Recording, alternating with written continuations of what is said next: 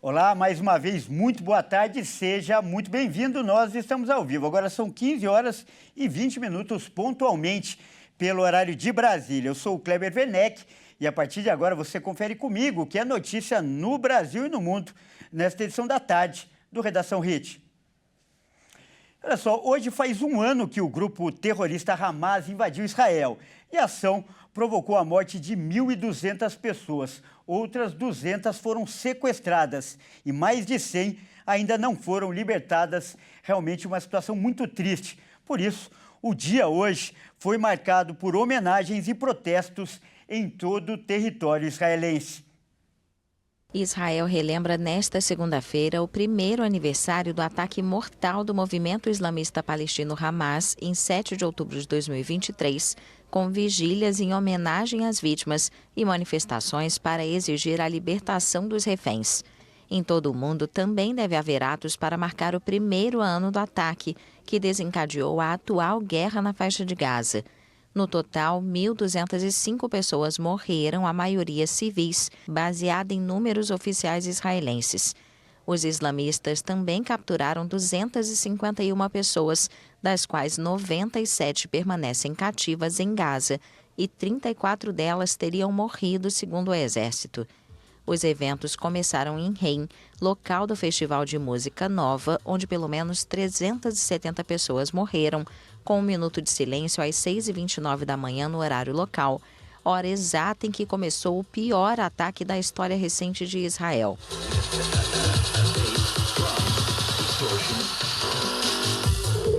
Pouco depois, 4 mísseis foram lançados de Gaza, 3 deles interceptados e outro caiu em uma área despovoada.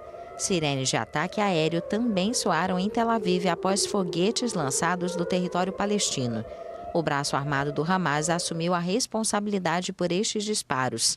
Também na cidade de Tel Aviv, familiares de reféns e simpatizantes se reuniram antes do amanhecer para pedir o retorno dos seus entes queridos. Realmente um assunto que causa muita indignação e também comoção no mundo todo. E para falar mais sobre isso, nós vamos conversar agora com o cônsul-geral de Israel no Brasil, o Rafael Erdreit. Boa tarde, Rafael. Seja muito bem-vindo. Primeiro, quero dizer que é um grande prazer, né? Uma grande honra recebê-lo no nosso jornal. Infelizmente, para falar de uma data triste, mas seja muito bem-vindo. Muito obrigado, Kleber. Estou muito contente de estar com vocês esta tarde. Então, eu queria que você dissesse, né, do ponto de vista do seu povo, com o sentimento do seu povo, o que significa essa data, o 7 de outubro, para os israelenses. Qual o peso que esse dia tem um ano depois de tudo isso que aconteceu, que a gente acabou de ver aí? 7 de outubro de 2023, eu estive aqui em São Paulo e recebi todas as notícias 5 da manhã, aqui, hora local, e vi que está acontecendo uma coisa extraordinária. E depois eu fiz muitos eventos, muitas palestras falando sobre geopolítica do Meio Oriente Médio e mais coisas, mas nada me preparou para o evento quando eu cheguei em Israel acompanhando o governador Tarcísio Freitas na visita em Israel. Nada me preparou nas coisas que eu vi lá em Israel. 7 de outubro foi verdadeiro genocídio, um massacre incrível, com dimensões bíblicas, onde passaram casa após casa, queimaram todas as casas, assassinaram, queimaram pessoas vivas, estupraram, violaram mulheres e homens também. Pegaram reféns, 253 reféns eram neste dia. Graças a serviços de segurança israelenses, eles não chegaram a cidades grandes, mas chegaram a 3 cidades mais pequenas. Mas a intenção deles era fazer genocídio total, assassinar com bombas, com tiros, maior possível número de pessoas em Israel. Se eles podiam entrar nas cidades grandes, nós provavelmente tivemos que falar hoje sobre não 1.200 mortos, mais de 5.000 feridos neste dia, mais de miles e miles de pessoas que tiveram que morrer ou ser assassinados neste dia. Este era o pior ataque contra Israel na história, o pior ataque contra os judeus desde o Holocausto. Era um evento mais difícil, talvez, na história do Estado de Israel. Olha, e me chamou a atenção uma expressão que você usou aí, que foi uma tragédia de dimensões bíblicas. Nosso público é um público cristão que tem esse conhecimento da Bíblia e quando o senhor usa essa expressão, dá para dar a dimensão realmente do terror, da proporção que foi a violência. Queria que o senhor falasse mais sobre isso. Sim, quero falar sobre isso, porque o ataque do 7 de outubro era ataque do Hamas. Mas a guerra que Israel tem, guerra que Israel não começou e não queria também, era uma guerra de surpresa.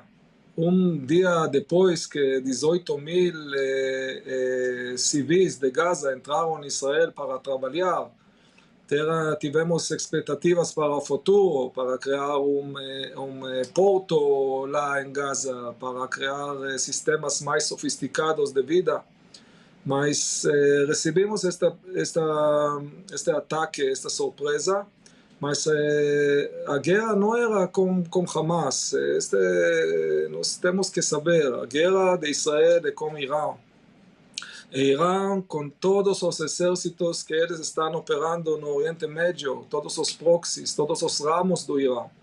Israel está enfrentando 7 diferentes inimigos. Em cabeça do Irã, os Houthis no Iêmen que tiraram hoje míssil balístico contra Tel Aviv, o Hezbollah no norte de Israel, milícias iranianos em Síria, em Iraque, também Hamas e Jihad Islâmica Palestina na Cisjordânia. Então Israel está enfrentando uma guerra muito, muito difícil que começou no 7 de outubro, ainda não acabou. Nós estamos com esperança verdadeira que nós vamos acabar com esta guerra o mais pronto possível. Esse é o desejo de todos nós, Consul. Então, hoje, né, como a gente já vem repetindo, é um dia muito especial. E a comunidade judaica em São Paulo preparou, né, um grande ato para esse dia. Eu queria que o senhor falasse, até para as pessoas que estão interessadas, né, da comunidade ou não, e manifestar também o seu pesar, o seu sentimento, o que está preparado para hoje. Hoje vamos ver uma manifestação da comunidade judaica aqui em São Paulo,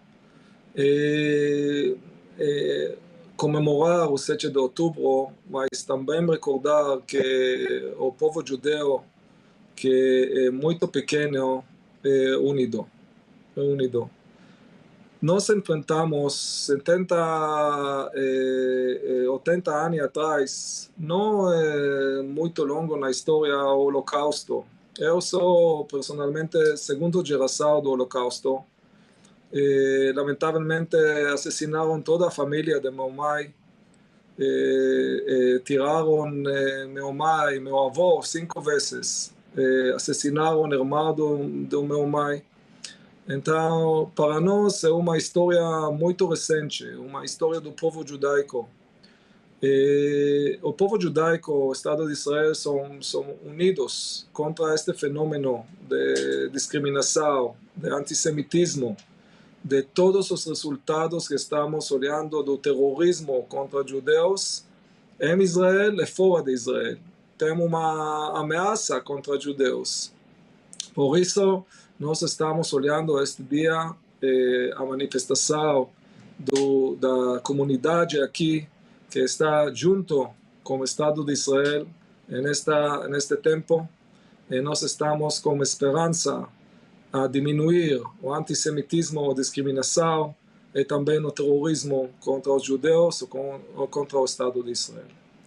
Com certeza, o senhor disse bem, o povo judeu é um povo que tem mostrado força ao longo da história para se recuperar e superar momentos difíceis, e nós cremos que dessa vez não vai ser diferente. O povo judeu também vai passar por essa página triste da história, vai conseguir virá-la.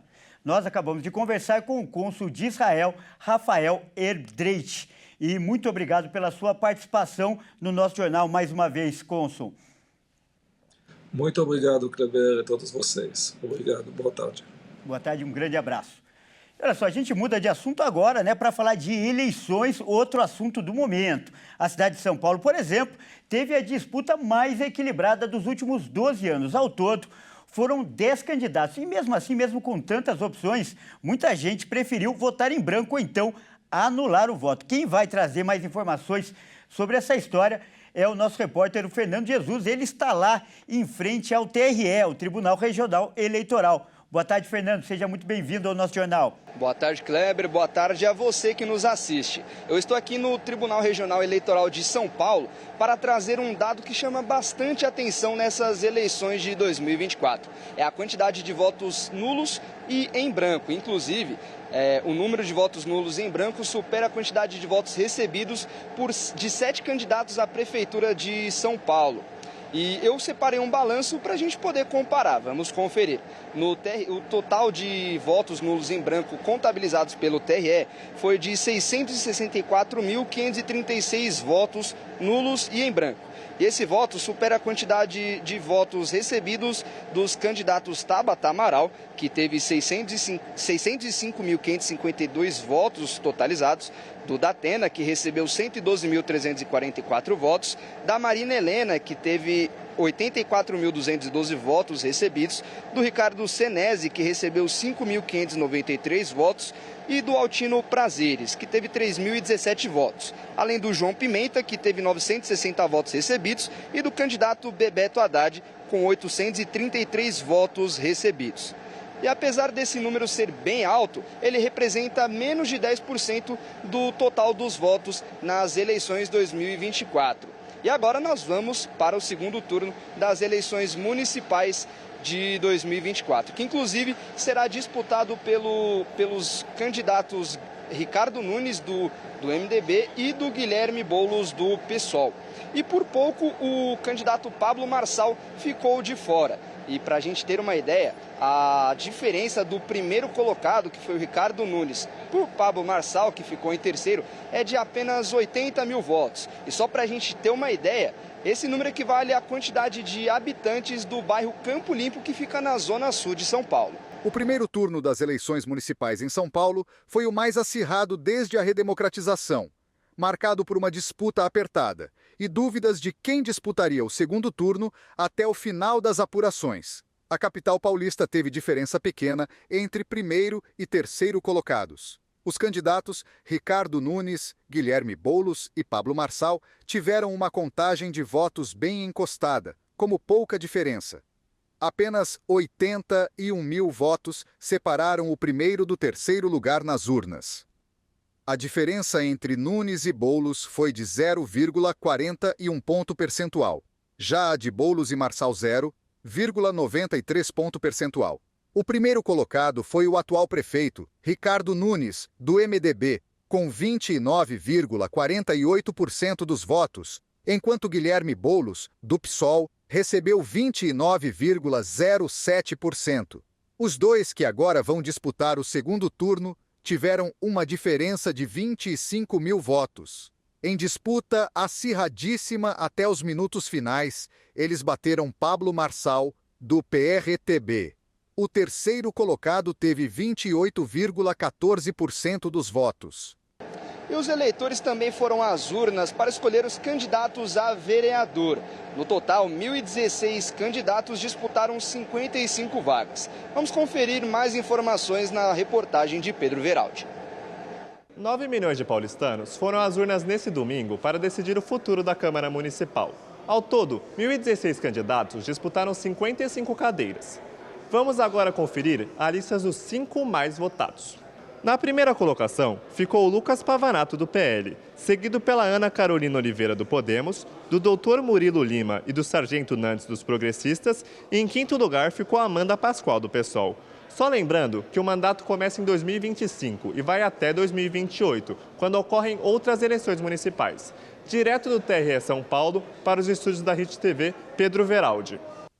E outra informação que chama bastante atenção nessas eleições é a quantidade de abstenções, ou seja, as pessoas que não compareceram às urnas eletrônicas para votarem no último domingo. Eu também separei um balanço para a gente comparar esses dados.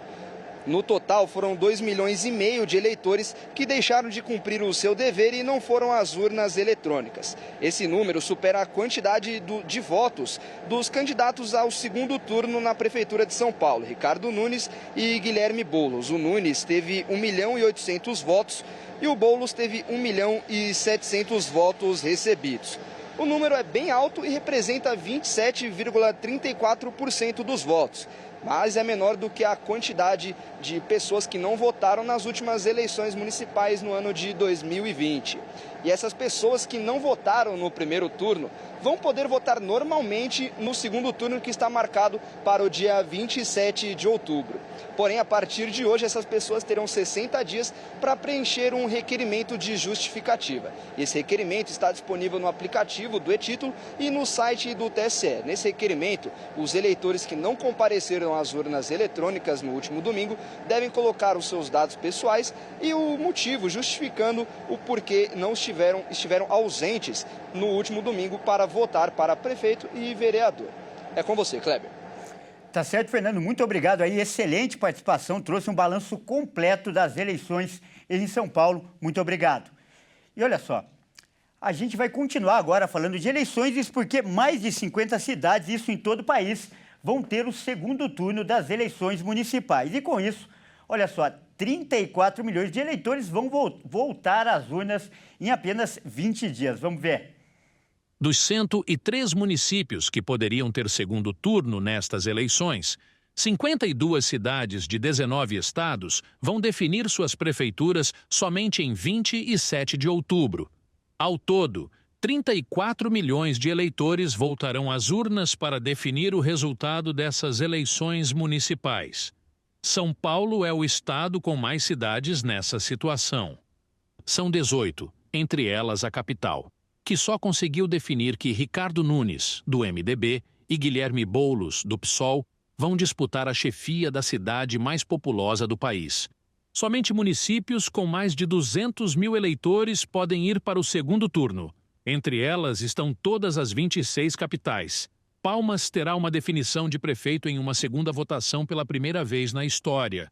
O estado com mais cidades no segundo turno. Depois de São Paulo será o Rio Grande do Sul. No estado, serão 5 municípios na disputa no fim de outubro, entre eles a capital Porto Alegre, que vai escolher entre os candidatos Sebastião Melo, do MDB, e Maria do Rosário, do PT. Imperatriz, no Maranhão, é a cidade com a menor quantidade de eleitores que terá definição em segundo turno. São 201 mil pessoas aptas a votar. Sumaré, em São Paulo, e Santa Maria, no Rio Grande do Sul, completam o ranking de menores eleitorados na disputa. Como eu disse, as eleições com certeza são o assunto do dia, né? Afinal, ontem aconteceu o primeiro turno e nós estamos aí agora se preparando para o segundo turno. Então, para falar mais sobre isso, nós vamos conversar agora com uma especialista, a Nathalie Wendel, ela que é coordenadora do curso, né, de Ciências Atuariais da FMU. Boa tarde, Nathalie. Primeiro, quero agradecer aí a sua participação. Seja muito bem-vinda ao nosso jornal. Eu que agradeço, à disposição. E agora, como especialista no assunto, eu queria que você fizesse uma avaliação, né? A gente vê aí, a gente lê, e as avaliações gerais dão conta de que a direita teria sido a grande vitoriosa dessas eleições municipais, pelo menos no primeiro turno. E o desempenho da esquerda, por outro lado, deixou a desejar. Você concorda com essa afirmação e por que isso teria acontecido? Bom, na realidade, o grande vencedor dessas eleições não foi nem tanto a direita nem a esquerda, né? Quem efetivamente ganhou as eleições foi mais o centro, né? E a gente tem visto isso principalmente aí como reflexo, né, dos prefeitos em primeiro turno e como vem se conduzindo aí o segundo turno das eleições. É claro que existe, né, um apego aí às ideias talvez mais conservadoras, né, ao costumes ou até mesmo, né, o dizer, né, ou a ideologia ali que prioriza mais a questão de ordem pública, segurança pública, o patriotismo, né, uma economia de livre mercado, e isso tem se refletido aí na hora do eleitor ir, de fato, às urnas e escolher os seus candidatos, né? Isso tem se refletido principalmente por ser, muitas vezes, né, pautas que são distintas ali dos princípios da esquerda. Então, a gente tem um eleitorado aí que ele acaba sendo um pouco mais conservador, que tende, né, a resistir a muitas mudanças aí sociais de modo brusco, né? Lembrando que a gente tem aí desafios severos e econômicos aí adiante, né, no curto prazo, e que não estão olhando, né, esse eleitorado não está tão preocupado com o agora, com o curto prazo, né? Eles querem ter uma garantia que este curto prazo vai efetivamente ter um bom desempenho econômico tanto agora quanto no longo prazo. Excelente a análise. E aí eu lhe pergunto, né, entre as principais capitais brasileiras, algum resultado te surpreendeu ou foi tudo dentro do esperado? Eu acredito que tivemos aí dentro do esperado, né, dentro do que a gente imaginava para todo o país, né? Claro que as pesquisas anteriores apontavam, né, pequenas diferenças, mas a de São Paulo é a que mais chama a atenção, sem sombra de dúvida, porque, como foi dito, inclusive, anteriormente na reportagem, foi muito apertado, né, o resultado aí para a definição de segundo turno, inclusive sendo São Paulo, né, a última cidade a ter essa definição de segundo turno. Foi, sem sombra de dúvidas, a disputa mais acirrada desde a época da redemocratização. E o que chama atenção também, como foi bem dito aqui na reportagem, é a questão do alto número de abstenção, né? Se a gente somar, inclusive, aí votos brancos e nulos, né, a gente tem aí um percentual em torno de 35%, né? Um número muito alto para São Paulo, principalmente se comparar com a média nacional, que foi em torno de 21%. Olha, Nathalie, você acabou de citar em São Paulo, né? Como a gente viu, foi a disputa mais acirrada, mais equilibrada dos últimos 12 anos. E qual é a tendência que você projeta para o segundo turno? Esse acirramento, esse equilíbrio deve prevalecer? Lembrando também que a campanha do primeiro turno foi marcada por muito conflito, muitos ataques. Isso também pesa agora na hora de negociar, independente de quais sejam os nomes.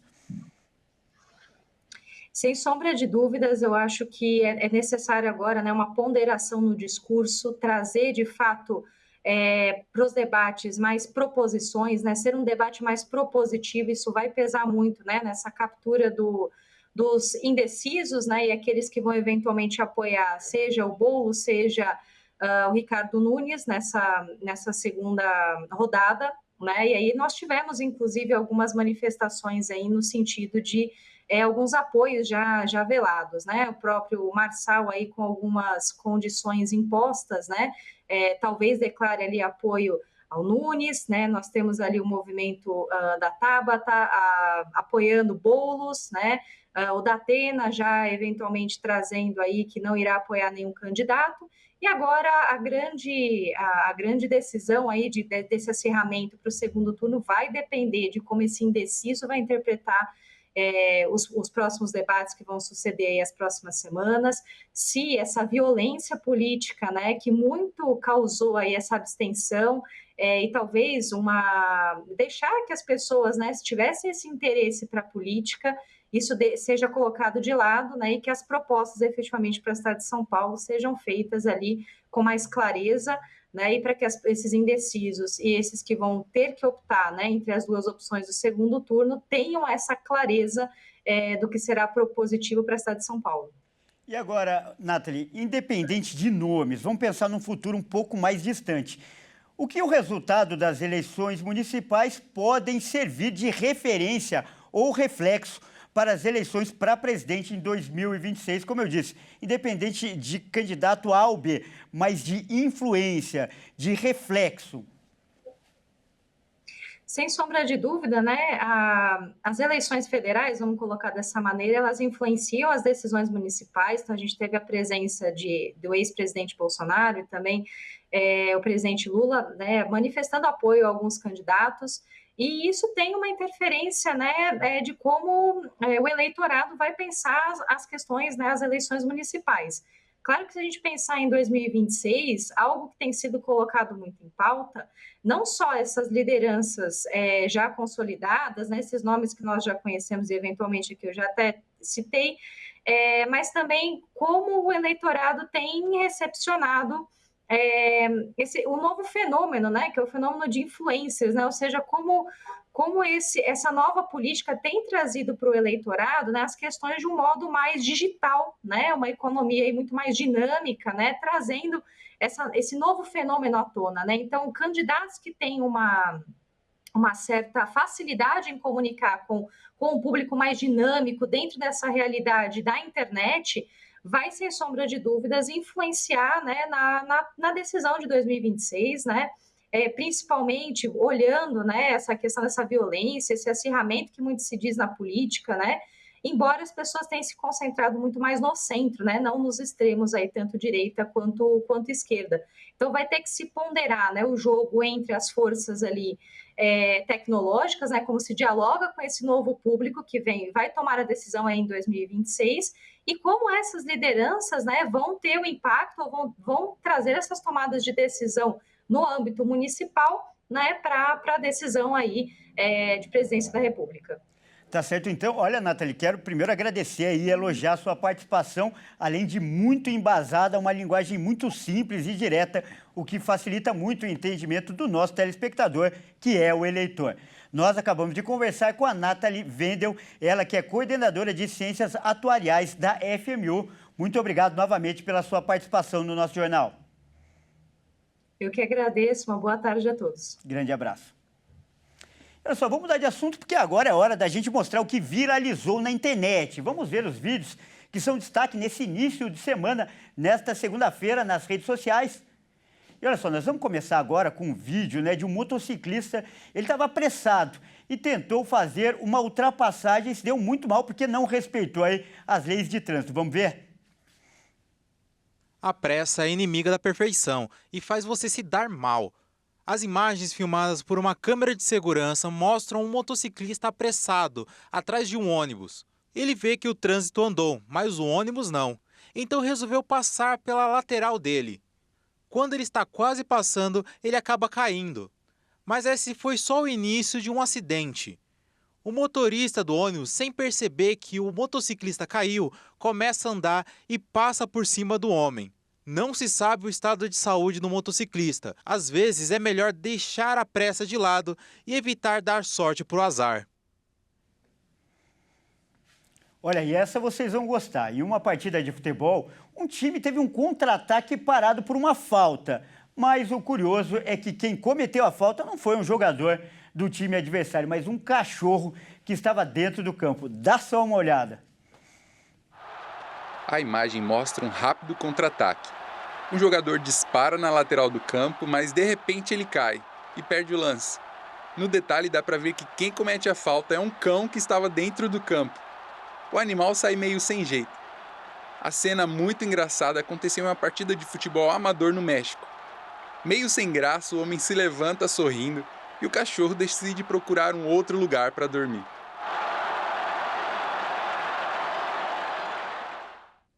Coitado do cãozinho, né? Estava no lugar errado, na hora errada. E olha só, a gente volta a falar agora do conflito no Oriente Médio. Isso porque o segundo voo, né, do avião da FAB, que está repatriando brasileiros, decolou hoje de Beirute. 227 pessoas estão a bordo, incluindo aí 49 crianças. Vamos ver na reportagem. O segundo voo de repatriação de brasileiros aconteceu hoje por volta das 12 horas e 30 minutos. O avião da Força Aérea Brasileira decolou de Beirute, capital do Líbano, com 227 brasileiros a bordo, entre eles 49 crianças, sendo 7 de colo, e 3 animais de estimação. O voo terá uma escala em Lisboa para reabastecimento e seguirá com destino à base aérea de Guarulhos. A previsão para a chegada é nesta terça-feira. No último fim de semana, 229 brasileiros chegaram com o primeiro voo de repatriação realizado pela FAB.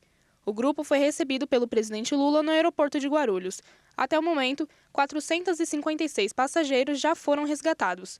O Itamaraty calculou que 3.000 pessoas devem deixar o Líbano por conta dos conflitos entre Israel e o Hezbollah. Mas o número pode mudar.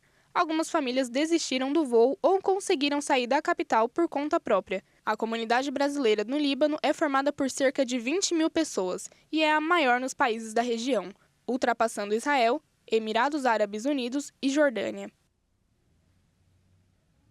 Olha, e por falar em brasileiro no Oriente Médio, nós vamos mostrar agora a história de um jogador de futebol que foi tentar a carreira lá no Líbano. E no primeiro jogo ele arrebentou, ele marcou 2 gols, fez muito sucesso.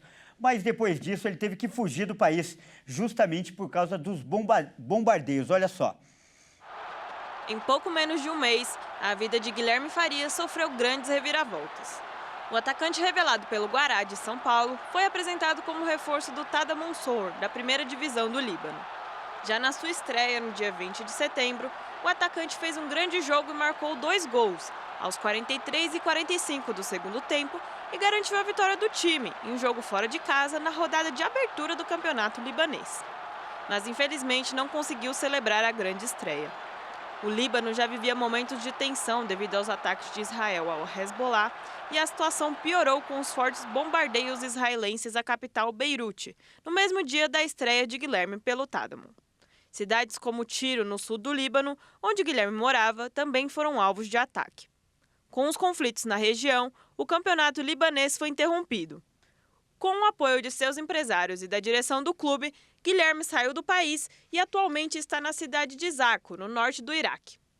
No país, o atacante está treinando no Zaco Sport Club, 13º colocado no campeonato iraquiano. Segundo o empresário do jogador, as negociações para dar a ele condições de defender a nova equipe já se iniciaram. No Zaco, Guilherme tem a companhia de outros 3 jogadores brasileiros: o lateral direito Patrick, o volante Moisés e o atacante Gustavo Henrique. Um grande apoio para este momento difícil. Olha, nós vamos mostrar agora, conversar agora no nosso jornal com o Guilherme Farias. Ele que é o jogador que você acabou de ver aí, está lá no Iraque agora e viveu essa história aí que a gente acabou de ver, essa história aí incrível. Olha só, ô Guilherme, primeiro, boa tarde, seja muito bem-vindo, é um grande prazer recebê-lo aqui no nosso jornal. Boa tarde, o prazer é meu de poder estar aqui falando um pouco sobre esse assunto. Olha, infelizmente você está bem, o que deixa a gente aí mais feliz e mais tranquilo. Então, eu peço, né, primeiro, para as pessoas que não te conhecem, você contar um pouquinho da sua história. Como você foi parar lá no Líbano? Então, eu jogava no Guará Esporte Clube, um clube do interior de São Paulo, e o treinador de lá é do Líbano. E por meio dele, por meio dos meus empresários, conseguiu essa oportunidade de eu ir jogar no país e representar o clube do Tadamon. Olha, e a gente viu aí que você começou bem, né? Estreou bem. Mas como foram os momentos do bombardeio? Foi perto de você, deu muito medo. Relata pra gente como é que foi essa experiência. Então, foi um momento bem assustador, né? Porque a gente não está acostumado a vivenciar essas coisas. Mas graças a Deus, próximo a mim não estava tendo esses bombardeios. A gente só ficava sabendo nas notícias, né? E dava para escutar os barulhos também. Mas próximo a mim, assim, graças a Deus, na cidade onde eu estava, não caiu enquanto eu estava lá.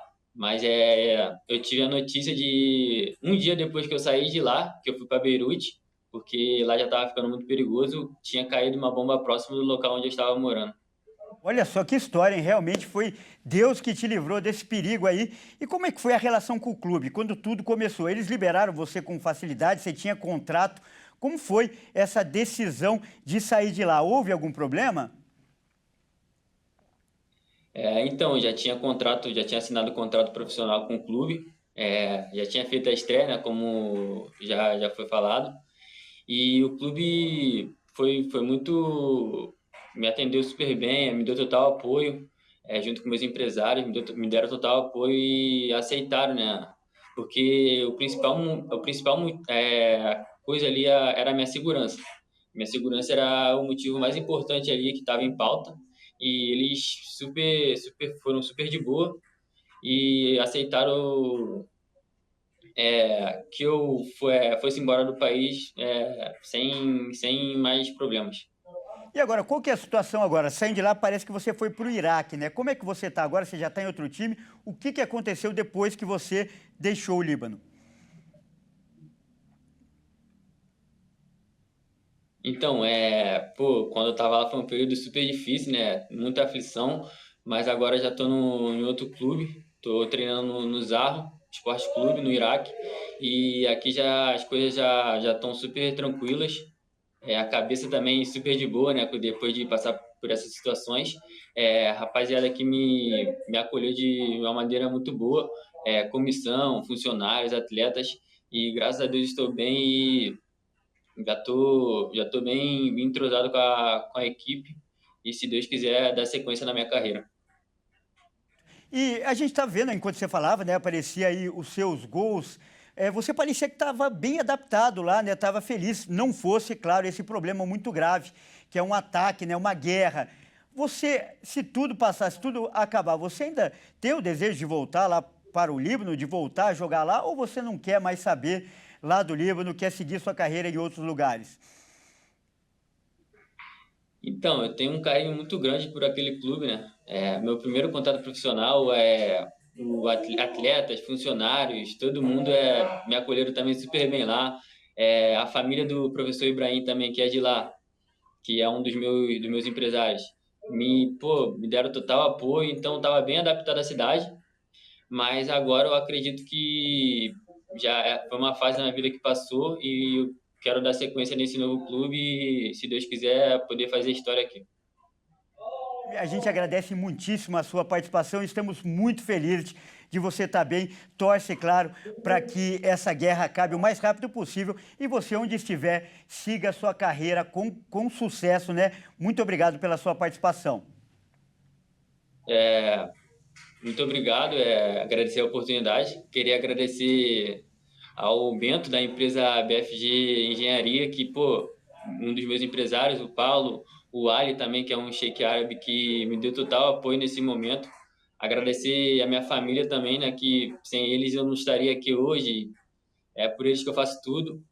E é isso. Agradecer muito a Deus por estar bem e, se Deus quiser, dar sequência na minha carreira aí. Muito obrigado, então, e um grande abraço. E olha só, a gente continua falando de esportes, é uma boa notícia, isso porque um dos maiores jogos da história do futsal aconteceu neste domingo e o Brasil, para nossa felicidade, venceu a Argentina na final do Campeonato Mundial e se tornou hexacampeão mundial. Vamos ver. A Copa do Mundo esperava por esse momento. Nunca na história da competição, seja do futebol de campo, de areia ou de salão, Brasil e Argentina tinham feito a grande final. E com uma grande partida do melhor goleiro da competição, William, o Brasil venceu por 2-1 e colocou a tão sonhada sexta estrela no peito. E falando em prêmios individuais, o Brasil ganhou todos. O ala Diego foi eleito o craque do campeonato e o Marcel foi o artilheiro com 10 gols. Depois de levantar a taça, os brasileiros já foram para o aeroporto e na hora de passar no detector de metal, um objeto muito importante foi detectado. Será que vai ter que ficar no Uzbequistão? Bom, é isso aí, essa edição fica por aqui, eu agradeço demais a sua companhia. Não se esqueça que às 18h30 eu volto com mais notícias para você. Quem não é de São Paulo, fique com a programação local. Ótima tarde e até mais.